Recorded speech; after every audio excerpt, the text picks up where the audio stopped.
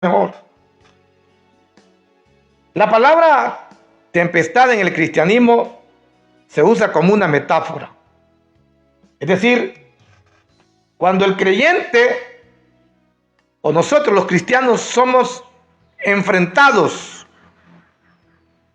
a las tinieblas, enfrentados a las incertidumbres o en su defecto enfrentados al miedo. No hay ningún cristiano que no diga que en algún momento haya tenido miedo. Somos susceptibles al miedo. Y no quizás al miedo de dormir con la lámpara de nuestro dormitorio apagada. Aunque en algunos casos hay algunas personas que no pueden dormir por las noches con la lámpara de su dormitorio apagada. Tiene que tener una lamparita de noche ahí, como para que no sienta en sí la oscuridad o la densa oscuridad por encima de su cuerpo. Aún muchos hombres de Dios tuvieron temores, tuvieron miedo. Por ejemplo, no sé si usted recuerda a Elías, que después de haber desafiado a los 450 profetas de los Baales y a 400 sacerdotes que le rendían culto al Dios de los Baal, que los desafió Elías. Cuando les digo, hagamos un altar y el Dios que responda con fuego, ese será nuestro Dios. Y usted sabe la historia, sobre todo usted que es un lector de la Biblia como cristiano. Y no le tuvo miedo a desafiar 850 personas. Pero cuando Jezabel le mandó a decir que venía por él, mire, salió huyendo. Y entonces uno de una forma sarcástica podría decir, pero ¿cómo es que le tuvo miedo a Jezabel, que era una mujer inclusive? Y no a 850 personas que los desafió precisamente a través de un altar. O sea que uno queda así, ¿verdad? Tenerle miedo a esa mujer. Y huyó. Se fue. Entonces quiere decir que como humanos que somos susceptibles al miedo. Al miedo a las diferentes circunstancias que se nos puedan levantar, que atropellan nuestro sentimiento o nuestras emociones, nuestro intelecto y, por qué no decirlo, inclusive nuestra vida espiritual. Hay muchas clases de miedos, hay muchas clases de temores. Por ejemplo, el miedo a perder a un familiar muy cercano, el miedo a lo que nos espera mañana, el miedo a perder un empleo, el miedo a muchas cosas, amados hermanos, que como humanos somos susceptibles a ello. Somos susceptibles. Y nadie puede señalar o condenar a algún hermano, a alguna persona que sea presa del miedo o del temor. Porque como cristianos estamos siendo llevados, es cierto, a un proceso gradual, pero estamos en el proceso, estamos en el camino. Todavía no hemos llegado a donde el Señor quiere que lleguemos. Pero claro, en medio de todas esas incertidumbres, por ejemplo, ¿cuál será en este momento, si lo quiero tomar como una referencia, un padre de familia que quizás hoy consiguió poder llevar alimento a su casa, pero que solo consiguió para hoy y mañana se está quebrando la cabeza, ¿qué puede hacer?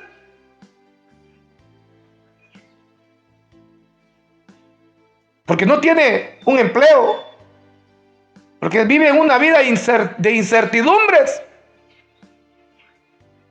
sobre todo en algunos lugares donde ya una persona de 30 años, de 35, 40 años, ya no hay oportunidades de empleo. Y esa persona, ¿cómo vivirá? Su estado de ánimo, su mente, sus emociones, sus sentimientos. ¿Qué cruzará por su mente? Saber que tiene una familia que mantener y no tiene cómo hacerlo. Es deprimente, hermanos. Y quizás uno le diga, mire, venga a Cristo, tenga fe, exacto. Pero si usted puede compartir, comparta. No solamente dígale, venga a Cristo, que el Señor lo va a resolver su situación. Claro que el Señor, porque para Dios no hay nada imposible que hacer. Si la Biblia dice que Él alimenta las aves de los cielos, que son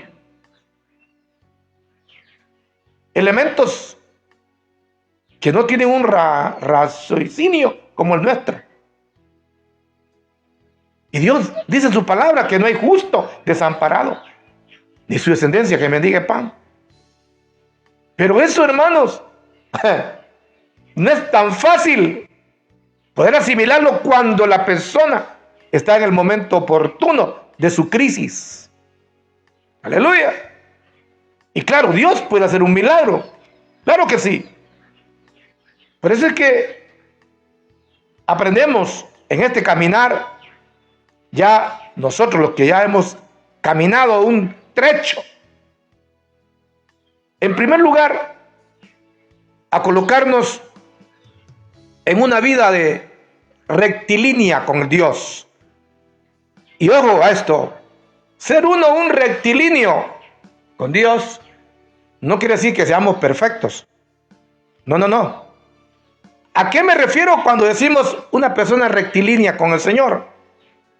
Una persona que conoce o busca de qué manera agradarle a Dios. Y cuando el Señor ve esa actitud en uno, pues Él se va a encargar de guardarnos y de poder proveernos para que nosotros se cumpla lo que su palabra dice. Su palabra en acción en nuestras vidas. Aleluya. Pero no estamos exentos del temor, del miedo a la situación crítica. Hoy que estamos en una situación bastante compleja, con esas guerras allá en el Oriente, en el Medio Oriente. Ahorita las noticias, hermano, están a la luz del día. Ya el combustible, la parte económica, y no solamente de los países llamados en vía de desarrollo, sino que aún los países que han mantenido un rating como países en desarrollo, no en desarrollo, como países desarrollados, se está llegando a una crisis mundial. Claro, todo eso nosotros a la luz de la palabra entendemos que Cristo pronto viene, que ya está a las puertas. Y es cuando la situación socialmente, económicamente, porque hay una previa plataforma que se va a desarrollar en el mundo o en este globo terráqueo, porque ya estamos llegando a que se tomará el control total de esta tierra a través de tres poderes: el poder económico, el poder religioso y el poder político, militar. Ya eso se está viendo, hermano. Y estamos entonces, como decimos nosotros, viendo las profecías escatológicas que fueron anunciadas por el Señor previo, antes de irse al cielo, cuando resucitó al tercer día, que estuvo con sus discípulos 40 días después de haber resucitado, y le siguió dando las apreciaciones de los acontecimientos futuros. Tremendo, hermano. Entonces, estamos ante una crisis terrible, hermano. ¿Y eso a raíz de qué?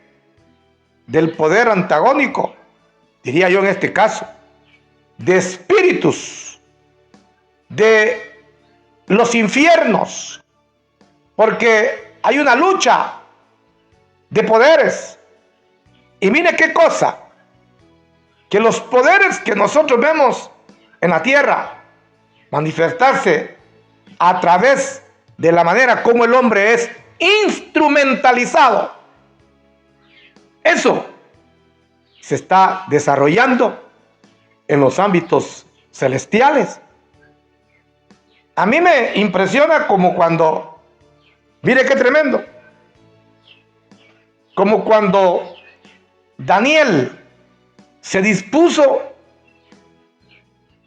a tener la intervención del cielo sobre alguna petición, específicamente cuando el pueblo de Israel, sobre todo la tribu de Judá y de Benjamín, que se mantuvieron cautivas en Babilonia, dice que inmediatamente después de la intercesión o de la plegaria, de la oración que Daniel exclamó a su Señor, dice que salió Gabriel, el arcángel mensajero,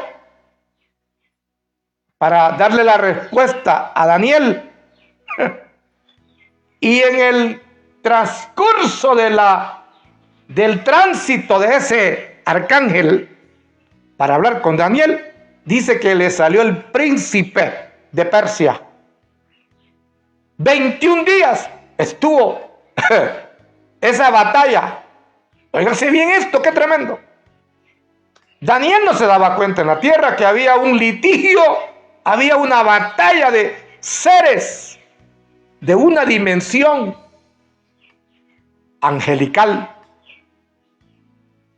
de una dimensión de rangos, de una lucha en los lugares celestiales entre los infiernos a través de sus emisarios o de sus representaciones del infierno, y el arcángel Miguel apoyando y ayudando a Gabriel, solamente porque lo que no querían era que Daniel recibiera la revelación del cielo. Mire qué tremendo. Se mira tan insignificante, pero es tremendo, hermano, cuando se observa en el plano espiritual. Batallas, luchas que generan enfrentamientos con las tinieblas, que como fruto generan incertidumbres y miedos. O sea que hoy nos toca pedirle al Señor que nos dé el discernimiento de su espíritu para entender las tormentas. Ya dijimos dos tipos o dos connotaciones, perdón, con relación a las tormentas.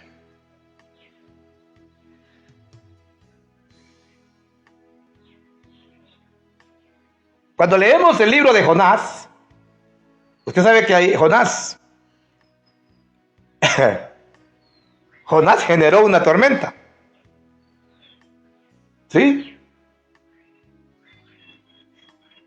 Por eso es que tenemos que discernir